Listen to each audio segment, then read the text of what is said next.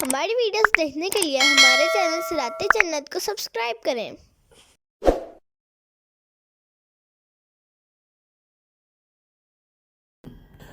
وَكَأَيٍّ مِّن قَرْيَةٍ هِيَ أَشَدُّ قُوَّةً مِّن قَرْيَتِكَ الَّتِي أَخْرَجَتْكَ، اور کتنے ہی شہر کے اس شہر سے قوت میں زیادہ تھے جس نے تمہیں تمہارے شہر سے باہر کیا۔ أَهْلَكْنَاهُمْ فَلَا نَاصِرَ لَهُمْ، ہم نے انہیں ہلاک فرمایا تو ان کا کوئی مددگار نہیں۔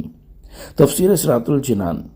شان نزول: جب حضور اقدس صلی اللہ تعالی علیہ وآلہ وسلم نے مکہ مکرمہ سے ہجرت کی اور غار ثور کی طرف تشریف لے چلے تو مکہ مکرمہ کی طرف متوجہ ہو کر فرمایا، اللہ تعالیٰ کے شہروں میں تو اللہ تعالیٰ کو بہت پیارا ہے اور اللہ تعالیٰ کے شہروں میں تو مجھے بہت پیارا ہے۔ اگر مشرکین مجھے نہ نکالتے تو میں تجھ سے نہ نکلتا۔ اس پر اللہ تعالیٰ نے یہ آیت نازل فرمائی اور تسلی دیتے ہوئے ارشاد فرمایا، اے پیارے حبیب صلی اللہ تعالی علیہ وآلہ وسلم، آپ اس شہر سے نکلنے پر غم نہ فرمائیں، بے شک اللہ تعالیٰ آپ کی عزت میں ہی اضافہ فرمائے گا اور ان کافروں کو ذلیل کرے گا۔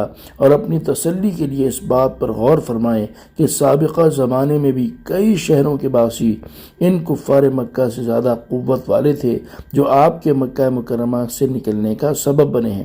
ہم نے ان سابقہ قوت والے لوگوں کو ہلاک کر دیا تو ان کے لیے کوئی مددگار نہیں تھا جو انہیں عذاب اور ہلاکت سے بچا سکتا، تو اسی طرح ہم آپ کے شہر والے کافروں کے ساتھ کریں گے، اس لیے آپ اسی طرح صبر فرمائیں جیسے سابقہ شہروں کے رسولوں علیہم السلام نے صبر فرمایا۔ أَفَمَنْ كَانَ عَلَى بَيِّنَةٍ مِّن رَبِّهِ كَمَنْ زُيِّنَ لَهُ سُوءُ عَمَلِهِ وَاتَّبَعُوا أَهْوَاءَهُمْ، تو کیا جو اپنے رب کی طرف سے روشن دلیل پر ہو اس جیسا ہوگا جس کے برے عمل اسے بھلے دکھائے گئے اور وہ اپنی خواہشوں کے پیچھے چلے۔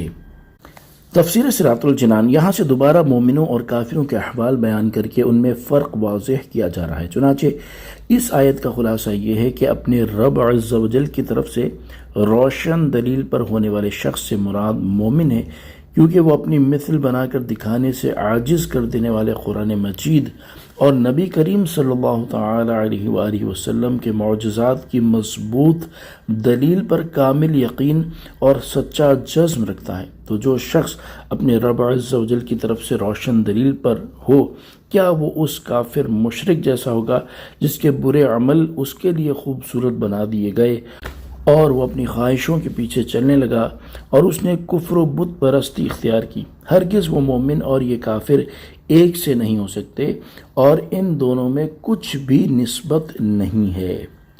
صلو علی الحبیب صلی اللہ تعالی علی محمد صلی اللہ تعالی علیہ وآلہ وسلم۔